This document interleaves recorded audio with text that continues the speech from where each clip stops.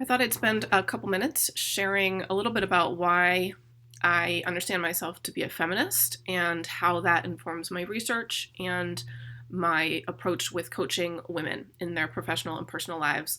I think feminism in general is something that can be very fraught and controversial. I think there is definitely a stigma toward the word itself, and some people who may believe in some of the tenets of feminism may ultimately not use that term.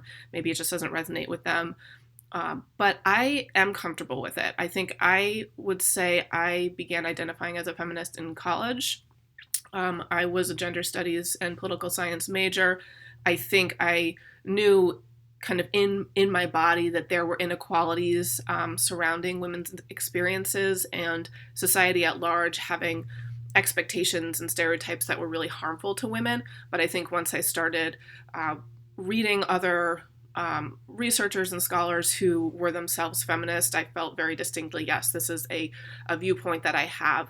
So I'll define it quickly. I do understand feminism to be something that's not specifically about women and women's experiences. It's more broadly about deconstructing gender, which is sort of a socially constructed identity. So we're born with a biological sex, and also there are individuals who are born who are intersexed in between sort of explicitly male or female body. But then the gender of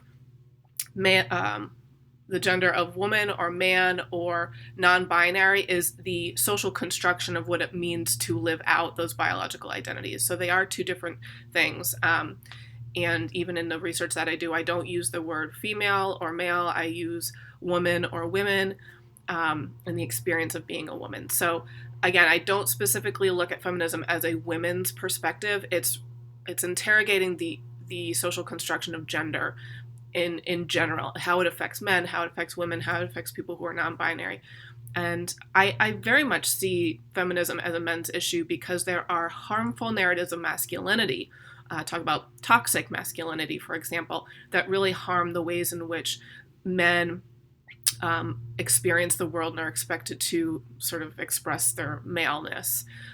So that's a little bit about how I would define feminism, but there are three aspects to my work as a feminist person that I'd like to share. So there's feminist standpoint, which is what I just shared, sort of that belief that gender is a socially constructed aspect of our identity, something that then creates inequalities and hierarchies and can harm our development of self. That's my feminist standpoint. There's also feminist epistemology. So epistemology is how we understand things to be true, the lens through which we can say, this is what I know. And so I think women's experiences in particular can break down what I would call sociologies of knowledge, where dominant knowledge bases that have been kind of the foundation of Western society is a male perspective, a patriarchal perspective. And so I do see as a feminist epistemologist that women's experiences offer a very critical and very true expression of knowledge that needs to be acknowledged and included in research.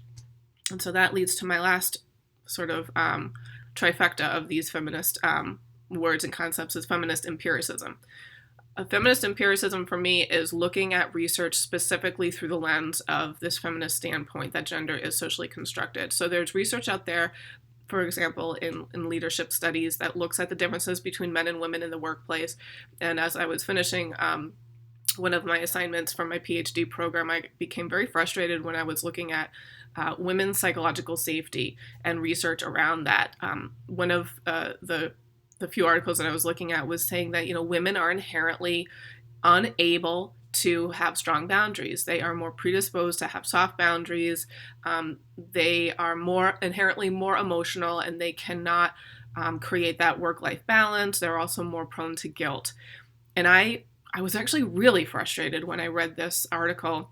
It was a well-written article. It was the structure of the study was sound, but the perspective that women are inherently feeling guilty about making their commitments and creating boundaries, there was no lens through which this researcher looked at why is it that women are placed in the situation of having to balance all of these things. And really what I would have brought to that study was the expectations of women's sacrifice and women's servanthood, that the expectation of women in workplaces and in domestic spaces still is that they sort of conduct all of these different tasks. And of course, they're going to feel pulled in different directions, particularly if they're not able to set boundaries and have people respect those boundaries.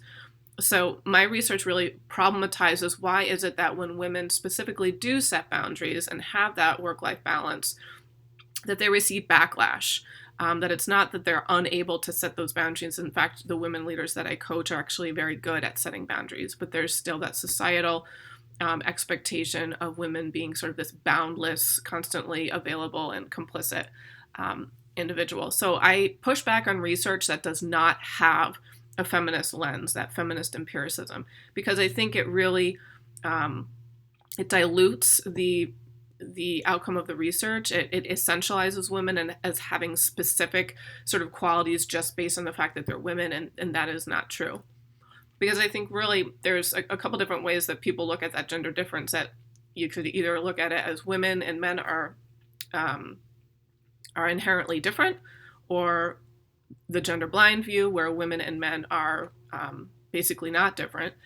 And then the perspective that I bring is that I don't think that sort of men and women who identify in these sort of binary identities are inherently different, but it's that there are beliefs and stereotypes around differences between gender that then creates challenges and lack of opportunity for women in particular. So there are the beliefs and stereotypes that I problematize, but ultimately I do think that as individuals we are not as different as one may think.